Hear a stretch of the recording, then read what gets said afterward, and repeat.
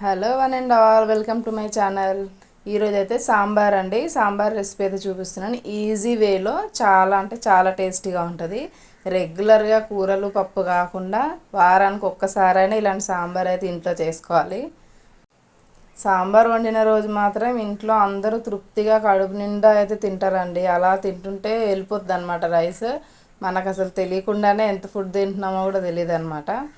అంత బాగుంటుంది ఈ రెసిపీ. ఈ స్టైల్లో అయితే ఒక్కసారి ట్రై చేయండి. ముందుగా అయితే చిన్న కుక్కర్లో నేను కందిపప్పు తీసుకున్నాను, ఒక గ్లాసు. ఒక పిడికడ అయితే శనగపప్పు యాడ్ చేస్తున్నానండి. ఇదైతే ఒక సీక్రెట్ అనుకోండి. శనగపప్పు కొంచెం వేయడం వల్ల అయితే చాలా బాగుంటుంది అనమాట. పప్పును 2 సార్లు కడుక్కొని ఒక టమాటా అందులో పెట్టుకొని 4 to 5 విజిల్స్ అయితే పెట్టేసేయండి.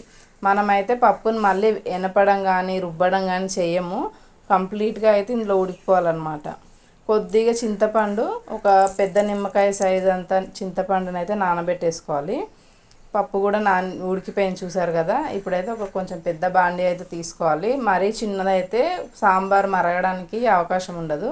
కొంచెం పెద్దగా ఉంటే సాంబార్ బాగా మరుగుతుంది అనమాట. బాండీలో oil 2 to 3 table spoons oil వేసేసి ఆవాలు, జీలకర్ర, ఎండుమిరపకాయలు అయితే వేసుకోవాలి ఫస్ట్. అవి బాగా వేగాలి. ఎండుమిరపకాయలు వేగితేనే బాగుంటుంది అనమాట సాంబార్లో తినడానికి. మధ్యలో వచ్చినప్పుడైనా అవి తినడానికి బాగుంటాయి.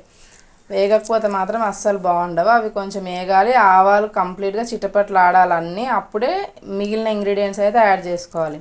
ఉల్లిపాయలు, పచ్చిమిర్చి అయితే నేను 2 యాడ్ చేశాను చీలికల్లా చేసి. మీకు కారం తక్కువగా ఉంటే 3 నుంచి 4 వేసుకోవచ్చు. ఇవి కొంచెం కారంగా ఉన్నాయని నేనైతే 2 పచ్చిమిర్చి వేసాను. అది మీ టేస్ట్కి తగ్గట్టు మీరు వేసుకోండి. తర్వాత వెల్లుల్లిపాయ అయితే మస్ట్ అండి. సాంబార్లో వెల్లుల్లిపాయ లేకపోతే అస్సలు బాగోదు. వెల్లుల్లిపాయ అయితే కంపల్సరీ ఉండాలి. రుబ్బనవసరం లేదు. చపాతీ కర్రతో 2 దెబ్బలు వేస్తే ఇలా బద్దలు అయిపోతాయి. అవి వేసుకుంటే సరిపోద్ది. ఇంకా నేను ఇందులో వెజిటేబుల్స్ అయితే క్యారెట్, ఆనపకాయ, బెండకాయలు వేసుకుంటున్నాను. ఇంకా మీ ఇష్టం అన్నింటిలో ములక్కాడలు వేసుకోవచ్చు, వంకాయ వేసుకోవచ్చు, ఇంకా మీరు ముల్లంగి వేసుకోవచ్చు. మీ టేస్ట్ని తగ్గట్టు మీకు ఏవి అవైలబుల్గా ఉంటే అవి అయితే వేసుకోండి. ఈ కూరగాయల్లో పసుపు, ఉప్పు వేసేసి ఆయిల్లో అయితే బాగా ఫ్రై చేయాలి.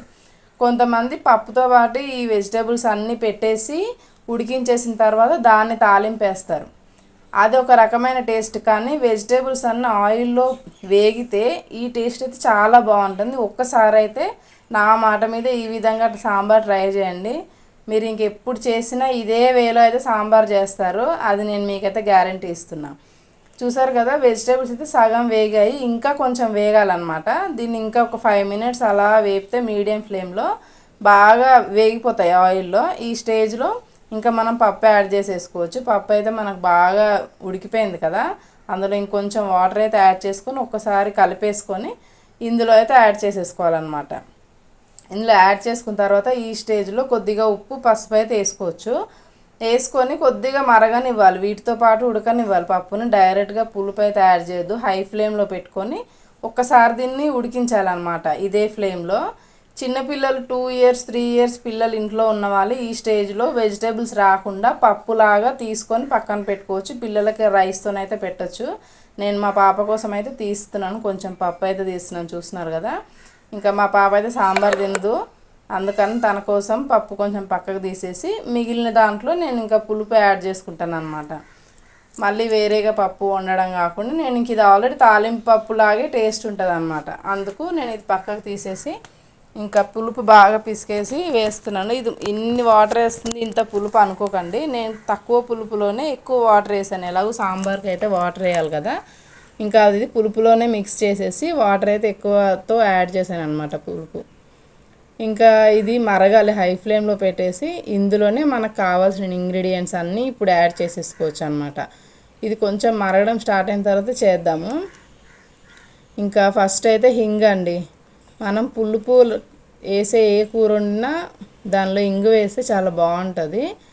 ఇంకా ఇంగువ యాడ్ చేసేసుకున్న తర్వాత ఇంకా సాల్ట్, పసుపు మనం ఆల్రెడీ ముందే యాడ్ చేసాము. ఇప్పుడైతే అవసరం లేదు. కావాలని ఎవరికైనా తక్కువ అనిపిస్తే కొంచెము వేసుకోవచ్చు. నేనైతే ఇది బాద్షా అయితే సాంబార్ పౌడర్ ఇది నా దగ్గర ఈ కంపెనీ ఉంది. ఏ కంపెనీ ఉన్నా పర్వాలేదండి, అది యాడ్ చేసేసుకోవచ్చు. ఎవరెస్ట్ కానీ ఏదైనా కొద్దిగా అయితే కారం యాడ్ చేసుకున్నాను. ఇవన్నీ వేస్తే మా పాప తింది కాబట్టి ఫస్ట్ చప్పటి పప్పులాగా తాలింపు పప్పులాగా తీసేసాను అనమాట. ఇంకా ఇవన్నీ వేసాం కదా, ఇంకా ఈ పులుపులో ఒక సీక్రెట్ ఇంగ్రీడియంట్ ఉంది చూసారా, బెల్లం వేయడం వల్ల పులుపుతో చేసిన ఏ కూర అయినా ఒక మంచి టేస్ట్ వస్తుంది, బ్యాలెన్స్డ్గా ఉంటుంది అన్నమాట. తింటుంటే మంచిగా అనిపిస్తుంది. ఇంకా సాంబార్లో ఈ ముక్కలన్నీ బాగా ఉడికిపోవాలి. కొద్దిగా కొత్తిమీర అండ్ వెల్లుల్లిపాయలు మాత్రము సాంబార్కి కంపల్సరీ ఉండాలి, లేకపోతే మాత్రం సాంబార్ టేస్ట్ అయితే బాగోదు. ఈ స్టేజ్లో ఒకసారి టేస్ట్ చూసుకోండి, పులుపు కానీ సాల్ట్ కానీ తర్వాత కారం కానీ ఏది తక్కువైనా ఈ స్టేజ్లో యాడ్ చేసుకోవచ్చు. వెజిటేబుల్స్ అన్నీ సాంబార్లో బాగా ఉడికిపోవాలి పప్పుతో కలిపి. ఒక 5 to 10 minutes అయితే టైం పడుతుంది. చూసారా బాగా అయితే బాయిల్ అయిపోయి ఇంకా ఆల్మోస్ట్ ఫైనల్కి వచ్చేసిందండి. సాంబార్ అయితే రెడీ అయిపోయినట్టే. అంతే అండి సాంబార్ చేయడం. చూసారా ఎంత సింపుల్లో. ఒకప్పుడు నాకు వచ్చేది కాదు, ఇదైతే మా అత్తయ్య నాకు నేర్పించారు. ఇప్పుడైతే పర్ఫెక్ట్గా అయితే చేయగలను. మీరు ఒక్కసారి ఈ వేలో ట్రై చేయండి, చాలా అంటే చాలా టేస్టీగా ఉంటుంది. ఇంకా ఛానల్ని అయితే ఫస్ట్ టైం చూస్తే సబ్స్క్రైబ్ చేసుకోండి, లైక్ చేయండి, షేర్ చేయండి. బాయ్.